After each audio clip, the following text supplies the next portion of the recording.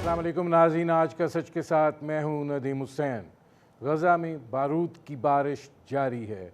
अब तक 9,000 से ज़ायद फ़लस्तीनी शहीद और 25,000 से ज़ायद ज़ख्मी हो चुके हैं। हस्पताल ज़ख्मियों से और मुर्दा खाने लाशों से अटे हुए हैं। इंसानियत की जिस कदर बदतरीन पामाली इस वक्त गज़ा में जारी है, उसके ऊपर दुनिया खामोश है, महज बयानात की हद तक महदूद है।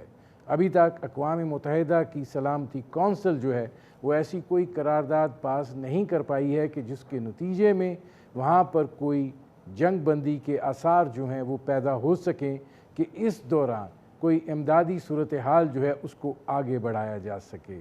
आज यूए की दावत पर सलामती कौंसिल का इजलास दोबारा हो रहा है।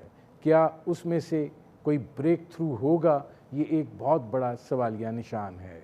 जब अक़वाम मुत्तहिदा जैसे इदारे को गैर मौसर और गैर फ़ाल कर दिया जाए, उसके सेक्रेटरी जनरल की तौहीन की जाए और उस अक़वाम मुत्तहिदा के 5 बड़े जो हैं वो खामोश रहें, तो इसका मतलब ये है कि अब सूरत हाल तनज़ली की आखिरी सतह पर आ चुकी है।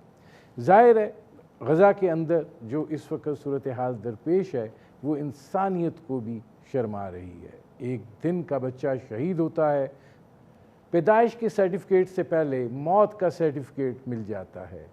ये सूरत हाल जो है ये इस कदर शिद्दत के साथ रवा रखी गई है कि गज़ा की ज़मीन सुलग रही है और वहाँ पर बेचारे फ़लस्तीनी जो हैं वो इधर उधर भाग रहे हैं कि कहाँ जान की अमान पाएँ। इस सिलसिले में अरब दुनिया का एक किरदार बनता है, इस्लामी दुनिया का एक किरदार बनता है। बहसीयत पूरी दुनिया इस सूरत हाल के हवाले से उनका भी एक किरदार बनता है। दुनिया भर में मुज़ाहरे हो रहे हैं, बहुत शिद्दत के साथ हो रहे हैं और ज़ाहिर है वो दबाव का सबब भी बन रहे हैं।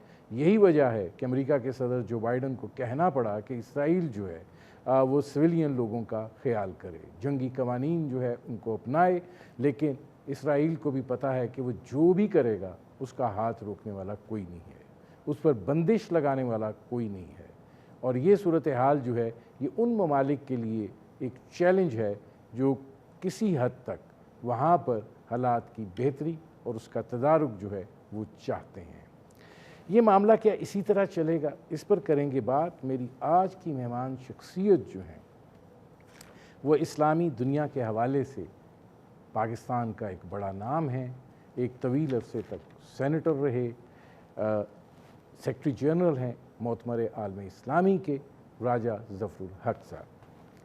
राजा साहब, पहला सवाल तो आपसे यही है कि इस वक्त जो सूरत हाल गज़ा के अंदर दरपेश है और जिस कदर जुल्म इसराइल वहाँ पर ढा रहा है, क्या ये हालात और वाक़यात जो हैं ये इसका तसलसल जारी रहेगा और इसी तरीके से मज़म्मत होती रहेगी? आज पाकिस्तान में सेनेट का इजलास भी हुआ, उसमें भी एक तकाज़ा ही किया गया, तकारीर ही हुई, अल्फाज तक ही महदूद हैं।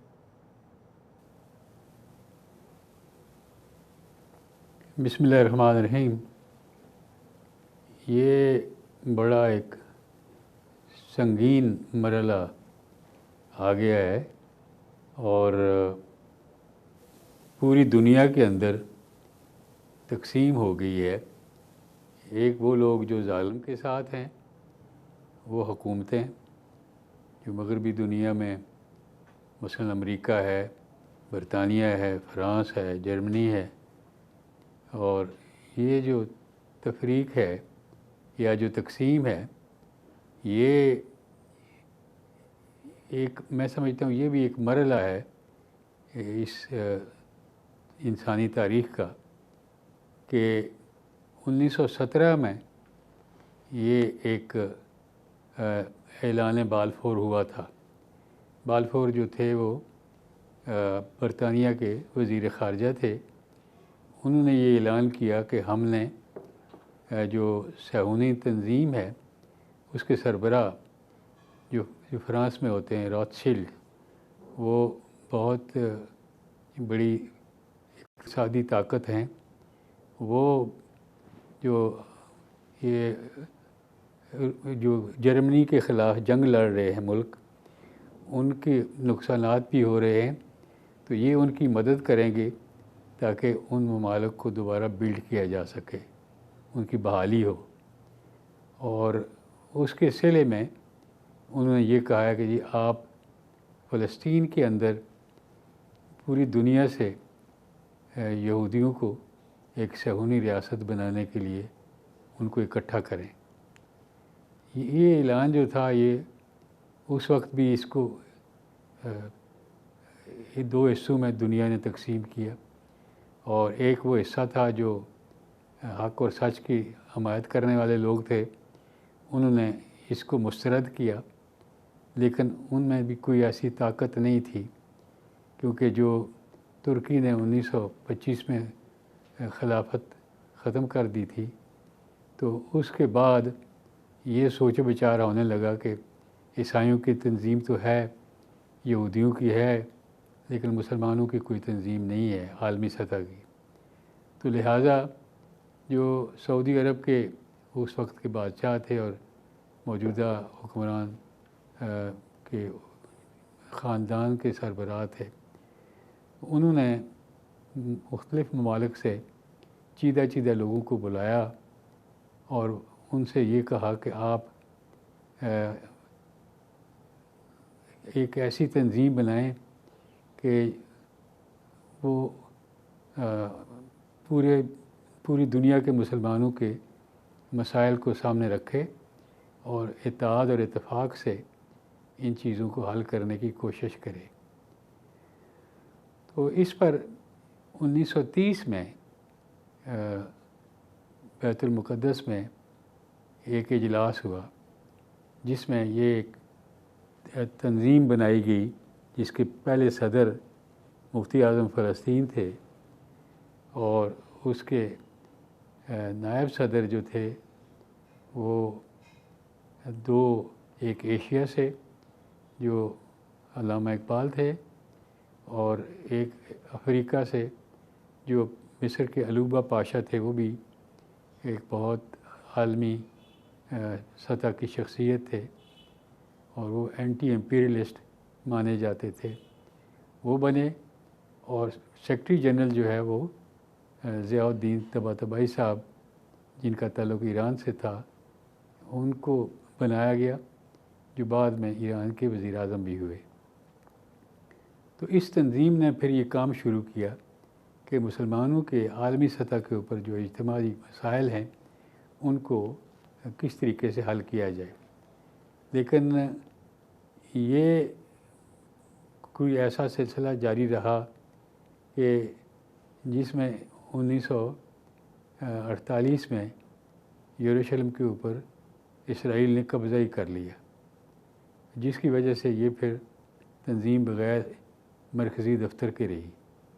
پھر پاکستان نے ان کو آفر کی کہ آپ اپنا مرکزی دفتر پاکستان میں بنائیں، اور وہ پھر پاکستان میں دفتر بنا کراچی میں، اور ان کو پھر ویلکم کیا خواجہ ناظم الدین صاحب نے، مادر ملت محترمہ فاطمہ جناح صاحبہ نے، اور جو حکومتی شخصیات تھی، اور یہ تنظیم جو ہے یہ چلتی رہی۔ لیکن اب جو مسئلہ درپیش ہے وہ اس میں اس معاملہ جو ہے نا مسلمانوں کی یکجہتی کا اور اتحاد کا، جس کی کچھ طاقت بھی تھی، اس کو بڑی ٹھیس پہنچی جب ایران عراق جنگ ہو گئی، اور اس کے لیے ایک پیس کمیٹی بھی بنائی گئی، جس میں مصر کے صدر تھے، اردن کے بادشاہ تھے، اور ایک افریقہ سے صدر تھے گنی کے۔ تو یہ انہوں نے دونوں طرف جا کر کوشش بھی کی کہ اس جنگ کو ختم کیا جائے، لیکن یہ جنگ ختم نہیں ہو سکی۔ اس سے جو عالمی اتحاد کی فضا تھی یا بن سکتی تھی، اس کو بڑا نقصان پہنچا۔ اور اس سے پھر یہ اسرائیلی جو ہیں وہ جی، اس میں راجہ ظفر الحق صاحب یہ فرمائے گا کہ آپ نے بڑے خوبصورت طریقے سے ساری تاریخ بتائی ہے، اور آپ اتحاد تک پہنچے ہیں، لیکن اب عرب لیگ بھی ہے، OIC بھی ہے، یہ سب تنظیمیں ہیں، لیکن یہ غیر مؤثر بھی معمولی لفظ ہے، غیر فعال ہونا بھی معمولی لفظ ہے، یہ تو بالکل عضو معطل بن کر رہ گئی ہیں۔ اس قدر ظلم اور بربریت جو ہے اس وقت، تو مطلب دنیا کے لوگ جو ہیں وہ اٹھ کھڑے ہوئے ہیں اس ننگی جارحیت کو دیکھ کر، لیکن ہماری طرف سے کیا تقاضا نہیں تھا کہ ہم کچھ عملی طور پہ بھی کرتے؟ عملی طور پر کرنے کے لیے پچھلے دنوں کوئی 42 جو پاکستان کی چیدہ جماعتیں ہیں ان کے نمائندے اکٹھے کیے گئے اسلام آباد میں، اور وہاں پر ایک 8 رکنی کمیٹی بنائی گئی، اور مجھے کہا گیا کہ میں اس کی سربراہی کروں، اور ہم ملیں جو اسلامی دنیا کے سفراء اسلام آباد میں ہیں اور باقی جو طاقتیں ہیں ان سے رابطے کریں تاکہ ان کو ایک پلیٹ فارم پر اکٹھا کیا جا سکے اور آگے کی عملی صورتحال سوچنے کے لیے کوئی کوشش کی جا سکے۔ تو یہ پھر ہم لوگ مختلف سفراء سے ملے، ترکی کے سفیر صاحب سے ملے، ملائیشیا کے سفیر صاحب سے ملے، اور خود فلسطین کے سفیر صاحب سے ملے، اور باقی سفراء سے بھی ملاقاتیں جاری رہی۔ لیکن میں نے یہ محسوس کیا ہے کہ اسلامی دنیا میں ایک دوبارہ زندگی کی لہر دوڑی ہے، اور ان سب نے اس پر اتفاق کیا اور عملی طور پر ان کی امداد کرنے کے لیے طریقے ڈھونڈنے شروع کر دیے، اور خود پاکستان سے ایک اچھی خاصی رقم ہی نہیں بلکہ ہم نے پوچھا فلسطین کے سفیر صاحب سے کہ کیا ضروریات ہیں، انہوں نے کہا کہ ایک پہلی ضرورت تو دوائیوں کی ہے، دوسری خوراک کی ہے، اور تیسرا جو ہے وہ کسی کے پاس بستر یا کپڑا بھی نہیں ہے۔ تو یہ چیزیں اکٹھی کر کے ہم نے جو پاکستان کی سرکاری ایک تنظیم ہے NDMA، میں نے پھر مصر کے سفیر صاحب سے بھی بات کی، کیونکہ وہ ایک واحد علاقہ ہے جہاں سے وہ غزہ کے اندر داخل ہوا جا سکتا تھا یا کوئی چیز امداد جا سکتی تھی۔ تو وہ کوئی تقریباً 22 کے قریب ٹرک وہاں چلی گئے، اور وہاں وہ روکا جاتا ہے، پھر ان کو تلاشی لی جاتی ہے وغیرہ۔ لیکن اس دوران جو دنیا میں عوامی سطح کے اوپر اس کا ریئیکشن ہوا ہے، وہ اس کا اثر ضرور ہوا کہ خود امریکہ کے اندر، برطانیہ کے اندر، فرانس اور جرمنی کے اندر، اور یہ ساری جگہوں پر بڑے بڑے اجتماعات اور ریلیاں نکلی ہیں، اور اسرائیل کی اس ایک ظالم بربریت کے خلاف جو انہوں نے آواز بلند کی ہے، اس سے کچھ نہ کچھ اثر ضرور پڑا ہے، لیکن وہ ابھی کافی نہیں ہے۔ اور دوسری طرف جو لبنان کی سرحد کے اوپر بھی جھڑپیں شروع ہو گئی ہیں، دوسرا تیسرا دن ہے، اور اسی طرح شام کے جو گولان ہائٹس ہیں وہاں پر بھی دونوں اطراف سے کشیدگی بڑھ گئی ہے۔ لیکن میں یہ سمجھتا ہوں کہ اب انہیں اس بات کا احساس ہو گیا ہے کہ امریکہ کا صدر شاید منتخب بھی نہ ہو سکے اس کیفیت میں، تو اس نے بھی اپنا رویہ تھوڑا بدلا ہے، ورنہ وہاں کا جو وزیر خارجہ تھا اس نے وہاں جا کر یہ کہا کہ میں امریکہ کا وزیر خارجہ تو ہوں، لیکن یہاں میں ایک یہودی کی جیو کی حیثیت سے آیا ہوں، میرا باپ میرا دادا وہ جیوز تھے اور میں اس حیثیت سے آیا ہوں۔ تو وہ ان کو انکریجمنٹ ملتی رہی ہے۔ رائسہ مجھے ایک بریک لینا پڑ رہا ہے۔ ناظرین، سیکرٹری جنرل معتمر عالم اسلامی راجہ ظفر الحق سے ہماری گفتگو جاری ہے۔ وقت ہوا ہے ایک مختصر سے کمرشل بریک کا، ملتے ہیں اس وقت بعد۔ Welcome back. ناظرین، میرے آج کے مہمان سیکرٹری جنرل مؤتمر عالم اسلامی راجہ ظفر الحق، ان سے ہماری گفتگو جاری ہے۔ راجہ صاحب، یہ فرمائیے گا کہ میں چونکہ اس کو ذرا آگے بھی لے جانا چاہ رہا ہوں، آپ اس ساری صورتحال میں عرب لیگ اور OIC کے کردار کو کیسے دیکھ رہے ہیں، اور آپ کیا سمجھتے ہیں کہ کیا ان سے توقعات لگانا جو ہے وہ کوئی نتیجہ خیز ہو سکتا ہے؟ اصل میں یہ جو اجتماعی مسائل ہوتے ہیں اور جس میں حکومتوں کا کردار زیادہ مؤثر ہو سکتا ہے ان تنظیموں کے مقابلے میں، تو اس کے لیے بھی آپ دیکھتے ہیں کہ انہوں نے جو حکومتیں پہلے خاموش تھیں، وہ قطر اب آگے بڑھ کر اس معاملے میں بات کر رہا ہے اور امداد بھی دے رہا ہے، اور سعودی عرب نے جو کچھ نرم سا رویہ رکھا ہوا تھا انہوں نے بھی اس کو روک دیا ہے، اور سعودی عرب جو ہے اس نے جو 2 دفعہ OIC کی میٹنگز ہوئی ہیں اس میں اچھے طریقے سے اس کو آگے بڑھانے کی کوشش ہو رہی ہے، لیکن حکومتیں جو ہیں وہ جنگ میں تو شریک شاید ہو سکیں ساری یا نہ ہو سکیں، لیکن اس کا پریشر بڑھ رہا ہے۔ اچھا راجہ صاحب، یہ فرمائیے گا کہ جس طرح آپ نے گولان ہائٹس کا ذکر کیا، ایک تھاٹ پروسیس یہ بھی آ رہا ہے کہ جی شاید مسلم ممالک کے حکمرانوں میں اختلافات ہیں اور کچھ ممالک چاہتے ہیں کہ حماس ہونی نہیں چاہیے۔ اب اس ساری صورتحال میں آپ جنگ کو کیا رخ اختیار کرتے ہوئے دیکھ رہے ہیں؟ میں سمجھتا ہوں جی کہ اب تو اس میں 2 رائے نہیں رہی ہیں کہ کوئی مسلم ملک یہ کہے کہ حماس کو ہونا ہی نہیں چاہیے۔ یہ اسرائیل تو چاہتا ہے، کیونکہ ریزسٹنس حماس کی طرف سے بڑی مؤثر ہوتی رہی ہے، اب بھی موجود ہے اتنا نقصان اٹھانے کے باوجود، لیکن ایسا کوئی ملک نہیں ہے جو یہ کہے کہ جی مسلمان ملک ایسا نہیں ہے جو کہ حماس کو ہونا ہی نہیں چاہیے۔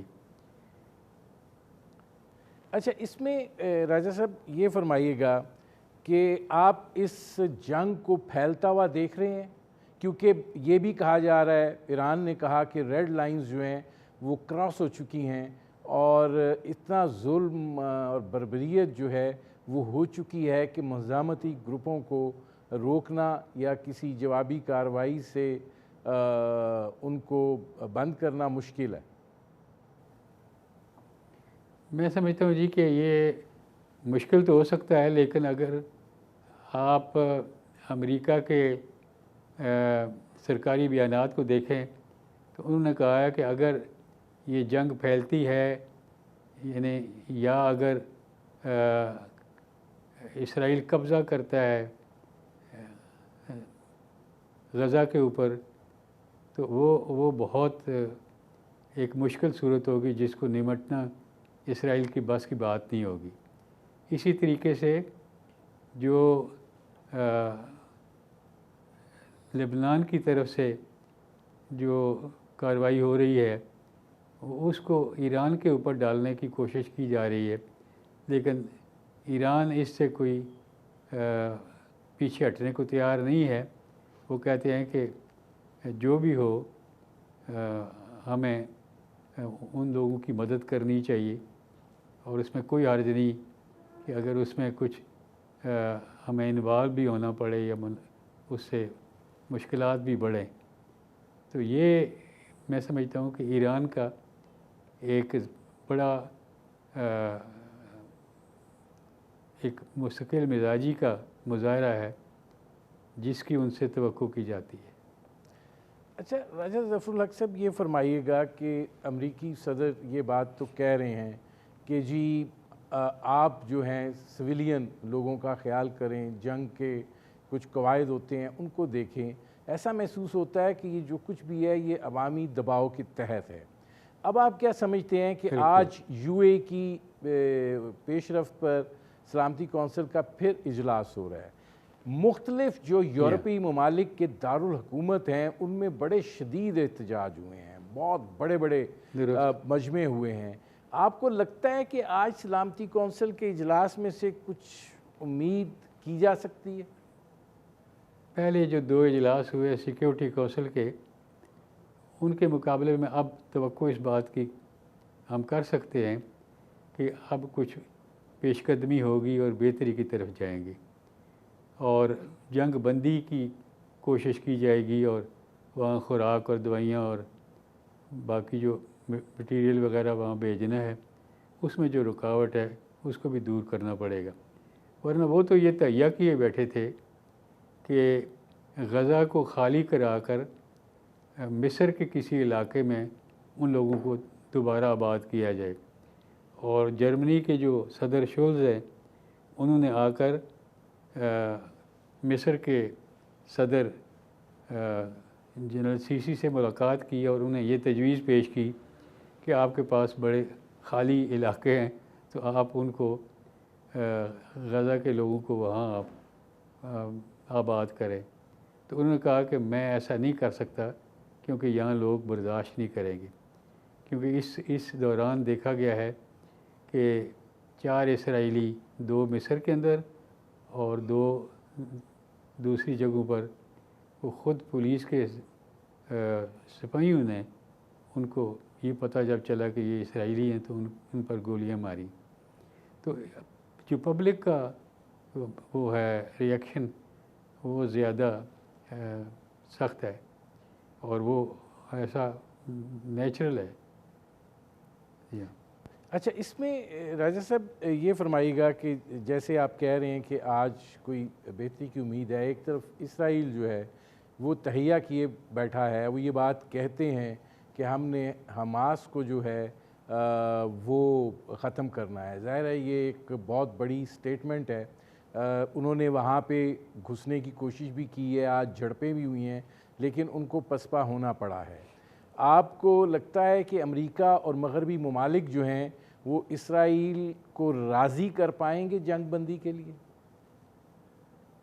میں سمجھتا ہوں جی کہ اسرائیل کے اثرات امریکہ پر سب سے زیادہ ہیں، اور خود برطانیہ کے اندر بھی ایسا ماحول پیدا ہو گیا ہے کہ لوگ یہ کہہ رہے ہیں کہ جو موجودہ وزیر اعظم ہے برطانیہ کا وہ انڈیا کے کہ وہ اس کی نسل سے ہے، وہاں سے گیا ہوا ہے، اور اس کی اہلیہ بھی. تو وہ یہ محسوس کرتے ہیں لوگ کہ یہ جو حکومت ہے یہ نہیں رہے گی، آئندہ جلدی الیکشن ہونے والے ہیں، کیونکہ اس نے جو طریقہ اختیار کیا ہے وہ غلط ہے. اور اسی طریقے سے جو برطانیہ کے اندر جو میئر ہیں وہ انہوں نے بھی کھل کر یہ جو مظاہرے ہیں ان کو لیڈ کیا ہے، تو ان کی پوزیشن بھی بہتر ہوئی ہے بجائے اس کے کہ وہ کوئی حکومتی دباؤ ان پر پڑتا. اچھا، اس میں راجہ صاحب یہ بھی اب فرمائیے گا کہ یہ جو اب جس طریقے سے غزہ کی صورتحال ہے، ظاہر ہے ہر دل جو ہے اس کے اوپر مضطرب ہے. سوشل میڈیا پہ بھی اس کا رد عمل ہے، عوامی رد عمل جو ہے اس ساری صورتحال میں بہت زیادہ شدید ہے. حکومتوں کے تو اپنے مفادات ہوتے ہیں اور وہ اس مفادات کے تحت جو ہے معاملات کو آگے بڑھانے کی کوشش کر رہے ہیں. آپ کو لگتا ہے کہ یہ جو اب صورتحال رونما ہوئی ہے، اسرائیل جو ہے اس کو کسی گرینڈ ڈیزائن میں بدلنا چاہتا ہے؟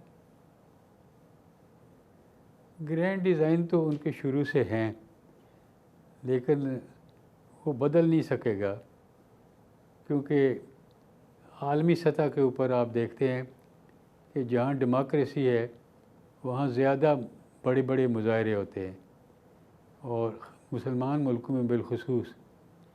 تو میں نے یہ محسوس کیا ہے کہ بنگلہ دیش کے اندر جو مظاہرہ ہوا ہے وہ اس خطے کے سب سے بڑا مظاہرہ ہے.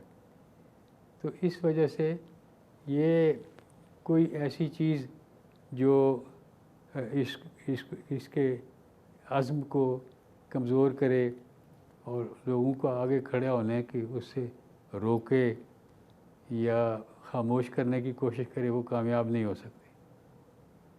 لیکن راجہ صاحب، آپ یہ نہیں سمجھتے کہ عرب دنیا کی اور بالخصوص مسلم ممالک کی جو خاموشی ہے وہی فلسطینیوں کی نسل کشی کا سبب بن رہی ہے؟ محمود عباس بھی وہاں پہ اپنی کوئی اہمیت حیثیت کھو چکے ہیں، اور اس کا نتیجہ یہ ہے کہ اسرائیل جو کرنا چاہتا ہے وہ کر رہا ہے۔ یہ میرے خیال میں ایسا تو نہیں ہے، کیونکہ جو معاہدہ کیا گیا تھا اور ملایا گیا تھا یاسر عرفات کو اور اسرائیل کے وزیر اعظم رابن کو، تو ان دونوں کو جو اس معاہدے کے بعد جو زندگی بسر کرنا پڑی وہ باعزت نہیں تھی۔ رابن کو تو ایک یہودی نے ہی قتل کر دیا تھا، اور یاسر عرفات صاحب جو ہے وہ ایک ٹوٹے ہوئے مکان کے نچلے حصے میں باقی زندگی انہوں نے بسر کی، اور بڑی مشکل سے وہ انہوں نے گزارا کیا۔ تو اس وجہ سے کوئی ایسا آدمی جو ذرا ڈھیلی بات کرے گا یا کوئی اس میں سے اور راستہ نکالنے کی کوشش کرے گا جس میں اس کی اپنی بچت ہو، تو اب دنیا اتنی باخبر ہو چکی ہے، میڈیا اتنا اپ ٹو ڈیٹ ہو چکا ہے کہ وہ ایسا نہیں کر سکتے۔ لیکن راجہ صاحب، اس پہ میں ذرا آپ کا تبصرہ چاہوں گا کہ جس طریقے سے اقوام متحدہ کے سیکرٹری جنرل جو ہیں انٹونیو گوتریس، وہ بولے، انہوں نے غزہ کی صورتحال کا جو ہے وہ ذکر کیا، وہاں کی تباہی بربادی کا نقشہ کھینچا، وہاں پہ اس وقت جو حالات ہیں اس حوالے سے اقوام متحدہ بڑے ایک مؤثر انداز میں کیس کو جو ہے وہ پلیڈ کر رہا ہے۔ وہاں کے ہسپتالوں کی صورتحال، خوراک کی کمی، اقوام متحدہ کے جو وہاں پہ مراکز ہیں ان کے اوپر حملے ہو رہے ہیں، لیکن وہیں پر ہی اسرائیل کا نمائندہ کھڑے ہو کے جس طریقے سے ان کی توہین کرتا ہے، مطلب اس کے اوپر تو کوئی رد عمل آنا چاہیے تھا، لیکن وہ بھی نہیں ہوا۔ رد عمل تو انشاءاللہ ضرور آئے گا، اس لحاظ سے کہ آپ دیکھیں نا کہ یہ جب یہ سیکیورٹی کونسل کے 3 اجلاس جو ہیں وہ بیکار گئے اور امریکہ نے ویٹو استعمال کیا، اور ایک تو ویٹو کے خلاف ایک ماحول بن رہا ہے، اور ساتھ ہی جب اس معاملے کو لے جایا گیا جنرل اسمبلی میں تو 120 ممالک نے فلسطین کے حق میں ووٹ دیا، اسرائیل کے خلاف ووٹ دیا، اور 14 ملک جو تھے صرف انہوں نے اس کی مخالفت کی۔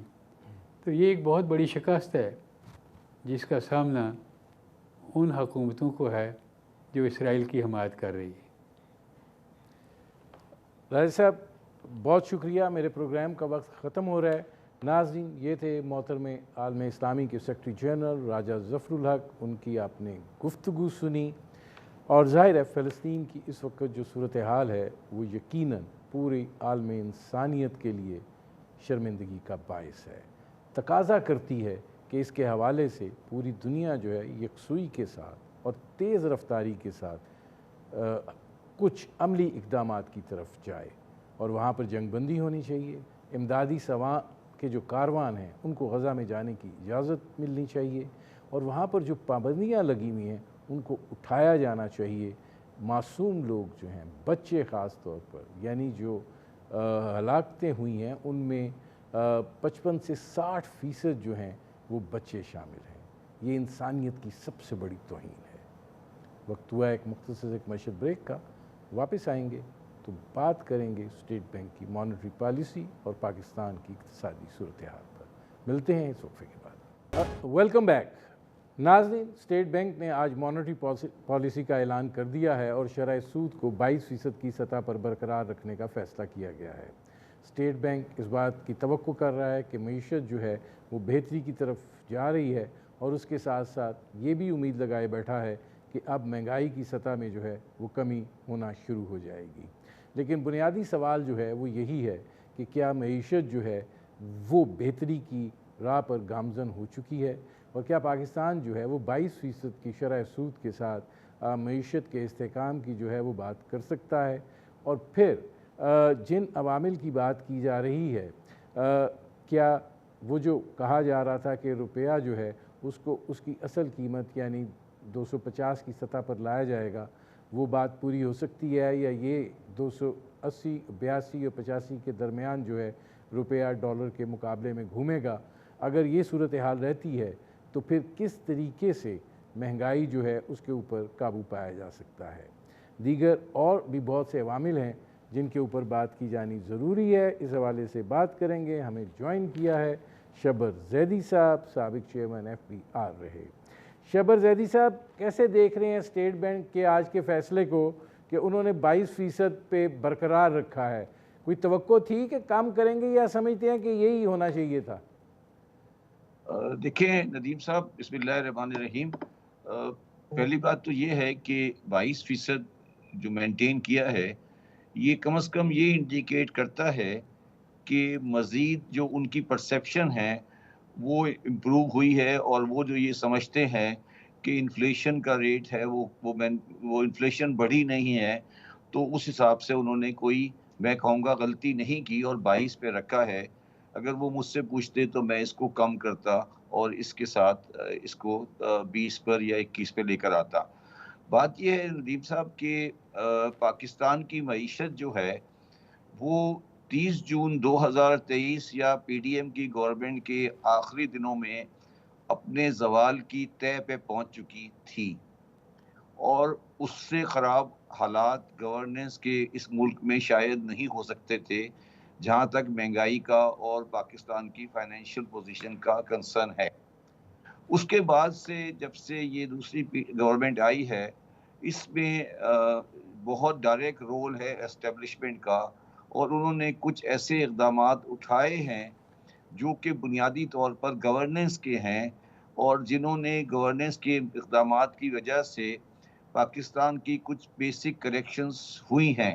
اس کا مطلب یہ نہیں ہے کہ سب چیزیں ٹھیک ہو گئی ہیں، مگر انہوں نے کچھ ایسی چیزیں اٹھائی ہیں جو بالکل آبویس تھیں، جیسے ایکسچینج کمپنیاں پاکستان میں بہت بری طرح پاکستان کے ڈالر کے سسٹم کو خراب کر رہی تھیں، افغان ٹرانزٹ ٹریڈ پاکستان کو بہت بری طرح سے تباہ کر رہا تھا، اسمگلنگ جو ایران کی ہے اس میں بہت پرابلم آ رہی تھی۔ تو یہ وہ آبویس چیزیں تھیں جو کہ اسٹیبلشمنٹ نے کی ہیں، اس میں کیئر ٹیکر گورنمنٹ کا بہت زیادہ رول نہیں ہے، یہ بالکل جنرل عاصم منیر صاحب کی ڈائریکٹ انٹرونشن ہے، اور اس کی وجہ سے یہ آپ کو ایک تھوڑا سا بہتری نظر آئی ہے۔ اور جس طرح آپ نے کہا کہ ڈالر کا ریٹ 250 ہونا چاہیے، میں بھی اس پہ بالکل کنونسڈ ہوں، اور یہ ہونا چاہیے اور ہو سکتا ہے۔ میں اس میں شبر زیدی صاحب آتا ہوں، لیکن پہلے ذرا ایک سوال اس کو اگر آپ ایکسپلین کر دیکھیں۔ لوگوں کی کوئی دلچسپی نہیں ہے کہ کیا ہو رہا ہے، کیا نہیں ہو رہا، کون کر رہا ہے، کیسے کر رہا ہے۔ اس وقت لوگ جو ہیں وہ ذہنی ہیجان کا شکار ہیں، اضطراب کا شکار ہیں، مطلب جسے کہتے ہیں نا ڈپریشن کا شکار ہیں، مہنگائی کے ہاتھوں لوگ جو ہیں وہ ان کے مزاج جو ہیں وہ بدل گئے ہیں۔ آپ کو لگتا ہے کہ یہ اسٹیٹ بینک نے جو امید دلائی ہے کہ مہنگائی کم ہوگی، آپ کو لگتا ہے کہ مہنگائی کم ہوگی؟ دیکھیے، میں یہاں اس کو تھوڑا سا اور کلیریفائی کر دیتا ہوں۔ دیکھیے، جو آپ نے کہا ہے جان پریشانی اور تکلیف طبیعت جو لوگوں کی ہے، وہ میرا یہ کہنا ہے کہ وہ PDM کی گورنمنٹ کے اینڈ میں اپنی ایکسٹریم پہ پہنچ چکی تھی۔ ابھی کوئی بہتری نہیں آئی ہے، میں یہ نہیں کہہ رہا کہ بہتری آئی ہے، مگر میں صرف یہ کہہ سکتا ہوں کہ مجھے ایک تھوڑی سی ہوپ نظر آ رہی ہے دو چیزوں کی وجہ سے، کہ اگر ہم تھوڑا بہت بھی ڈالر کو مینیج کر لیتے ہیں، مطلب یہ ڈالر آپ کو یاد ہے 343 روپے پہ چلا گیا تھا، اور دوسرا ہم پیٹرول پرائسز کو اسی کرسپونڈنگلی کم کر دیتے ہیں، تو مہنگائی کا جو ایک اسپائرل ہوتا ہے وہ تھوڑا سا کم ہو جاتا ہے۔ اور دو مانیٹری پالیسی کی میٹنگ کے بعد یہ نہیں بڑھا ہے۔ میں یہ بالکل نہیں کہہ رہا کہ پاکستان میں کوئی اچھائی آ گئی ہے یا پاکستان کی معیشت کے اندر کوئی حالات خراب نہیں ہیں، مگر میں صرف یہ کہنے کی کوشش کر رہا ہوں کہ وہ جو ایک بالکل تباہی کی اینڈ پہ ہم پہنچ چکے تھے، وہ اس سے ہم نے کم از کم آپ یہ کہہ لیں کہ اس کی مزید گراوٹ میں ایک رکاوٹ آئی ہے۔ مگر میں کل بھی کسی پروگرام میں ندیم صاحب یہ آپ کو یہ کہہ رہا تھا، اور میں آج آپ کے پروگرام میں بھی یہ بات بالکل واضح الفاظ میں کہہ دینا چاہتا ہوں کہ یہ جو گورننس کے اسپیکٹ نظر آ رہے ہیں آپ کو، میں آپ کو یہ بات یقین سے کہہ سکتا ہوں کہ جس دن یہ پولیٹیکل گورنمنٹ آئیں، یہ اس کو پھر دوبارہ تباہی کی طرف لے آئیں گی۔ اور میں اس وقت نہایت پریشان ہوں کہ یہ پولیٹیکل گورنمنٹس اور یہ پولیٹیکل پارٹی کس طرح سے پاکستان کی اکنامکس کے بارے میں ڈیل کر رہے ہیں، جب کوئی ان کے پاس پروگرام نہیں ہے، وہ کوئی بات نہیں کر رہے، وہ شخصیات کے آس پاس گھوم رہے ہیں۔ اور جو آبویس چیزیں تھیں جو آپ کے سامنے میں نے 3-4 بیان کی، اگر میں کہے تو 3-4 اور بیان کر سکتا ہوں جو بالکل نظر آ رہا ہے، جو ہم عرصے سے کہتے رہے ہیں مگر یہ نہیں کرتے۔ مگر جب آپ نے کیا ہے تھوڑا بہت تو آپ کو نظر آیا کہ بہتری ہو سکتی ہے، مگر ان کی سیاسی مجبوریاں اتنی زیادہ ہوتی ہیں اور ان کی سوچ اتنی لمیٹڈ ہے کہ یہ پاکستان کو تباہی کی طرف لے جاتے ہیں۔ اور مجھے خوف یہ لیکن ہے کہ یہ اگر اس میں شبر زاہی صاحب یہ فرمائے گا، ٹھیک ہے آپ کا فیئر اپنی جگہ کے اوپر موجود ہے، لیکن سیاسی جماعتیں جو ہیں انہوں نے بالآخر عوام کے پاس جانا ہوتا ہے، ان سے ووٹ لینا ہوتا ہے۔ اس وقت بھی عوام کے اندر ایک بڑا شدید غصہ جو ہے وہ پایا جاتا ہے، وہ 1.5 سال کو نہیں بھولے ہیں، اور ظاہر ہے اس کے اثرات ابھی تک ان کے اوپر ہیں، اور وہ کب تک رہیں گے یہ بھی یقین دہانی جو ہے کوئی نہیں ہے۔ آپ بہتری کی بات کر رہے ہیں، لیکن اگر مارکیٹوں میں جائے تو وہ ساری بہتری زائل ہو جاتی ہے۔ تو یہ جو صورتحال ہے اس کے اندر آپ کو نہیں دکھتا کہ یہ جو تھوڑی بہت بہتری ہوئی ہے یہ آگے مضبوط ہو سکتی ہے، یا آپ یہ سمجھتے ہیں کہ نہیں سیاسی حکومت آئے گی مزید بربادی کرے گی اور لوگ اس سطح کے اوپر ہیں کہ وہ اجازت وہ دیں گے؟ دیکھیے بات یہ ہے ندیم صاحب کہ ہماری سیاسی جماعتوں کا لیڈرشپ کا جو ویژن ہے بہت شارٹ سائٹڈ ہے، وہ شخصیات کے اوپر ہے۔ فار ایگزامپل میں مثال دے دیتا ہوں، جب پی ٹی ایم کی گورنمنٹ تھی تو وہی لوگ تھے، اب وہ کہہ رہے ہیں کہ ایک آدمی آئے گا وہ صحیح کر دے گا۔ تو میرا سوال ہے کہ پہلے والے کیوں، جو پہلے والے بھی تو یہ سب کچھ اگر وہ کہتے ہیں یہ آدمی کر سکتا ہے تو پہلے والے بھی کر سکتے تھے۔ بات یہ ہے کہ پاکستان کی جو بنیادی کریکشن ہے، اس کریکشن میں وہ لوگ وہ طبقہ ہو رہا ہے جو کا سپورٹر ہے۔ میں مثال دیتا ہوں آپ کو، ایکسچینج کمپنیوں کو کبھی بند نہیں کرنا چاہیں گے نہ نواز شریف صاحب، نہ عمران خان صاحب، نہ زرداری صاحب۔ افغان ٹرانزٹ کو کبھی بند کرنا نہیں چاہیں گے یہ سارے دکاندار۔ ٹریڈر سے ٹیکس لینا نہیں چاہیں گے یہ سارے لوگ۔ یہ سارا بلوچستان کے اندر یہ جو پیٹرول کی اسمگلنگ ہو رہی ہے اس کے اندر بڑے بڑے لوگ انوالو ہیں، سیاست کا پورا میکینزم اس میں چل رہا ہے۔ بات یہ ہے ندیم صاحب کہ ہماری سیاست اور معیشت کلیش میں آ گئی ہے، اور میں یہ بات کہہ رہا ہوں، واضح کر رہا ہوں، کبھی آپ میرے ساتھ لانگ ٹرم پروگرام کریں میں آپ کو بتاؤں گا کہ کس طرح ہماری سیاست اور معیشت کلیش میں آ گئی ہے یہ۔ اب مگر آپ نے ایک بہت اچھی بات کہی تھی جس کو میں اسٹریس کرنا چاہتا ہوں، کوئی بھی میں پاکستان کی بہت بڑی بڑی کمپنیوں کے بورڈ پہ بیٹھا ہوا ہوں، اور جو بڑی مضبوط کمپنیاں ہیں 20% انٹرسٹ ریٹ کے ساتھ کوئی بندہ پاکستان میں کاروبار نہیں کر سکتا۔ تو یہ جو ہمارا ڈسکاؤنٹ ریٹ 20% پہ چلا گیا ہے اور شرح سود 22, 23, 24 پہ چلی گئی ہے افیکٹو ریٹ، یہ پاکستان کی انڈسٹریل ڈیولپمنٹ کو کھا رہی ہے۔ اس کے علاوہ آپ نے دیکھا ہوگا کہ سینٹ کی کمیٹی میں ایف بی آر چیئرمین نے کہا ہے کہ چائنا کے انڈر ایڈوائزنگ 5 سے 7 بلین روپیز کی ہو رہی ہے۔ مجھے یہ بتائیے کہ کیا پاکستان کے کسی میڈیا نے، کسی سیاستدان نے، کسی کی ہمت ہے یہ کہہ سکے چائنیز گورنمنٹ کی مرضی کے بغیر یہ ہو سکتی ہے؟ یہ کیا ہو رہا ہے؟ یہ کیا ہو رہا ہے؟ آپ لوگوں نے کبھی غور کیا ہے یہ پاکستان کے ساتھ کون کھیل کھیل رہا ہے؟ تو یہ باتیں ندیم صاحب، کچھ ایسی باتیں ہوتی ہیں جو ہم کرنا چاہتے ہیں، کچھ ایسی باتیں ہیں جو ہم نہیں کرنا چاہتے، مگر یہ پاکستان کی جو معیشت کی خرابی ہے یہ عوام کی خرابی نہیں ہے، نہ یہ کوئی سیاستدانوں کی کوئی، یہ نہیں ہے کہ کوئی ایک بلین لے کے بھاگ گیا، 2 بلین لے کے بھاگ گیا، وہ تو بڑی چھوٹی کرپشن ہوتی ہے۔ یہ ملک ایک انٹلیکچوئل کرپشن کے تحت تباہ کیا گیا ہے، تباہ کیا جا رہا ہے۔ اچھا، اب اس اگر میں جنرل یہ آصف آپ علی نے بڑا یہ بات کی ہے کہ انٹرنیشنل کرپشن کے تحت جو ہے تباہ کیا گیا ہے، تباہ کیا جا رہا ہے، ظاہر ہے یہ مفادات تو پاکستان میں بہت گہرے ہیں۔ آپ کو کیا لگتا ہے کہ اس میں کوئی سوچ بچار پائی جاتی ہے؟ کیونکہ دیکھا جائے تو یہ جتنے فیصلے ہیں جیسے آپ نے کہا کہ اسٹیبلشمنٹ کی طرف سے آ رہے ہیں، تو کوئی اس حوالے سے سوچ بچار پائی جاتی ہے؟ دیکھیے وہی والی بات ہے ندیم صاحب، میں بعض دفعہ میرے بارے میں کہا جاتا ہے میں بہت زیادہ بات کر دیتا ہوں. میں اس بارے میں سوچ بچار تو ضرور ہوتی ہے، مگر سوال پھر وہی آتا ہے نا کہ آپ اس گورنمنٹ کو اسلام آباد سے چلانا چاہتے ہیں یا پنڈی سے چلانا چاہتے ہیں. اور جب آپ اسلام آباد سے چلاتے ہیں تو پھر اس کا رزلٹ کچھ اور آتا ہے، پنڈی سے چلاتے ہیں تو رزلٹ کچھ اور آتا ہے، اور کبھی کبھی آ کے ڈوریاں پھنس بھی جاتی ہیں، ڈور ٹوٹ بھی جاتی ہے.